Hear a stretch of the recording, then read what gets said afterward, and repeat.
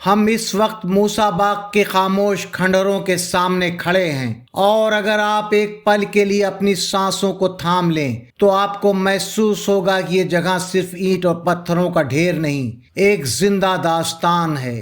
ایک ایسی داستان جس میں شہنشاہی شان بھی ہے، محبت بھی، بغاوت بھی، اور آخری سانس تک لڑی گئی جنگ کی گونج بھی۔ چاروں طرف پھیلی ہوئی ویرانی میں ایک عجیب سی بے چینی ہے، ٹوٹی ہوئی محرابیں، جھکی ہوئی دیواریں اور جھاڑیوں سے ڈھکا ہوا راستہ، جیسے وقت نے یہاں اپنا ڈیرا ڈال دیا ہو اور جانے سے انکار کر دیا ہو۔ دور سے بہتی ہوئی گومتی کی دھیمی آواز اس خاموشی میں ایک عجیب سا سنگیت گھول دیتی ہے۔ یہ وہی ندی ہے جس نے اس باغ کی پیدائش بھی دیکھی اور اس کی تباہی بھی۔ ذرا اپنی آنکھیں بند کیجئے اور خود کو 1803 کے لکھنؤ میں لے جائیے، اس دور میں جب لکھنؤ صرف ایک شہر نہیں بلکہ تہذیب، نفاست اور شاہی ٹھاٹ کا مرکز تھا۔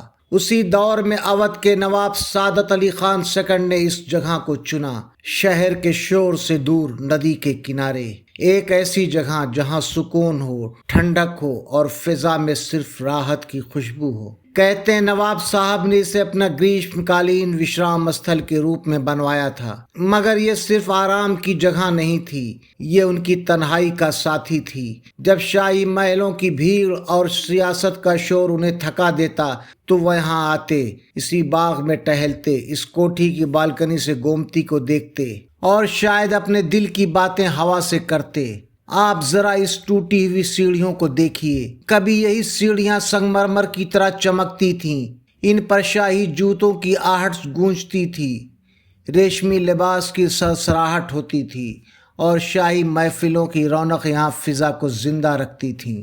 یہ کوٹھی انڈو یورپین واستو کلا کا ایک شاندار نمونہ تھی، اس میں بھارتی نفاست اور یورپی ڈیزائن کا عجیب سا سنگم تھا۔ اونچے اونچے کھمبے، گول محرابیں اور کھلی بالکنیاں جہاں سے دور تک کا نظارہ صاف دکھائی دیتا تھا۔ سوچئے جب شام ڈھلتی ہوگی، سورج کی آخری کرنیں اس کوٹھی کی دیواروں کو سنہرا بنا دیتی ہوں گی اور نواب صاحب یہیں کھڑے ہو کر اس نظارے کو دیکھتے ہوں گے۔ مگر ہر کہانی میں ایک موڑ آتا ہے، اور موسیٰ باغ کی کہانی کا موڑ آیا 1857 میں۔ یہ وہی سال تھا جب ہندوستان کی مٹی میں بغاوت کی چنگاری بھڑک اٹھی تھی، انگریزوں کے ظلم کی انتہا ہو چکی تھی اور اب صبر کا پیمانہ چھلک چکا تھا۔ کہتے ہیں اسی موسیٰ باغ میں اودھ کی 7ویں انیمت گھوڑ سوار سینا تعینات تھی۔ انگریزوں نے انہیں نئے کارتوس دیے، مگر ان کارتوسوں میں چربی ہونے کی افواہ پھیل گئی۔ یہ صرف ایک کارتوس نہیں تھا، یہ ان کی آستھا، ان کی عزت اور ان کے وجود پر حملہ تھا۔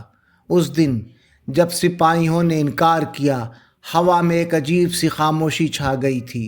کوئی چلایا نہیں، کوئی تلوار نہیں کھینچی گئی، مگر اس خاموشی میں ایک طوفان چھپا ہوا تھا، اور پھر وہ طوفان آیا، بغاوت کی آگ بھڑک اٹھی۔ اب موسیٰ باغ صرف ایک باغ نہیں رہا، یہ ایک قلعہ بن گیا تھا، ایک آخری امید۔ اور 1858 یہ وہی وقت تھا جب اودھ کی ملکہ بیگم حضرت محل اپنے بیٹے برجش قادر کے ساتھ یہاں آئی تھیں۔ ان کے پاس اب کھونے کے لیے کچھ نہیں تھا سوائے اپنی عزت اور آبرو کے۔ کلپنا کیجئے، یہی زمین آج جہاں گھاس اگی ہے، ٹوٹی دیواریں ہیں، کبھی یہاں تلواروں کی چمک تھی، سپاہیوں کی قطاریں تھیں اور بیگم حضرت محل کی آنکھوں میں ایک اٹوٹ ارادہ تھا۔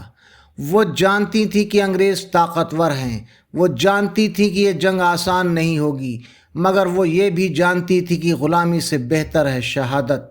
اور پھر 21 مارچ 1858 کی صبح دور سے گھوڑوں کی ٹاپوں کی آواز آئی۔ انگریزی فوج آ چکی تھی، ان کی اگوائی کر رہا تھا انگریز جنرل جیمز آؤٹرم۔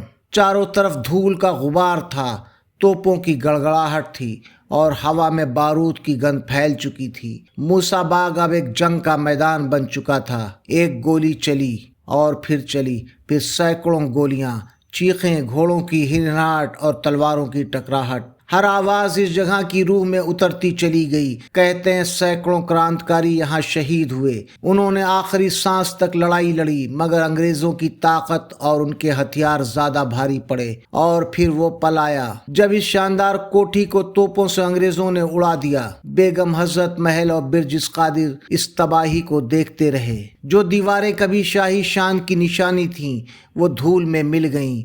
जो बाग कभी जन्नत था, वो खंडहर बन गया और बेगम हजरत महल को पीछे हटना पड़ा। यहाँ बनी सुरंग के रास्ते वो सीतापुर पहुंची और फिर वहां से नेपाल की तरफ रवाना हो गईं।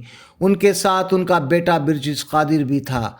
मूसा बाग हार गया था, मगर उसकी रूह आज भी जिंदा है। आप जरा इस वीरान कोठी के अंदर चलिए, अंदर का नज़ारा देखिए। आज मूसा बाग खामोश है, मगर आप ध्यान से सुने तो आपको घोड़ों की टापों की आवाज़ सुनाई देगी, तलवारों की टकराहट सुनाई देगी और बेगम हजरत महल की आवाज़ सुनाई देगी।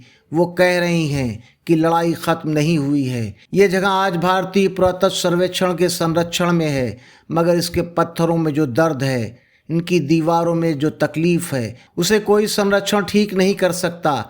ये सिर्फ एक खंडहर नहीं, एक याद है, एक सबक है कि शान हमेशा कायम नहीं रहती, मगर कुर्बानी हमेशा जिंदा रहती है। और जब यहाँ से आप वापस जाएंगे तो शायद आपको लगे कि आपने सिर्फ एक जगह नहीं देखी, आपने इतिहास को महसूस किया है। और मूसा बाग अब भी यहीं खड़ा है, खामोश, मगर इंतजार में कि कोई आए और उसकी दास्तान फिर से सुने।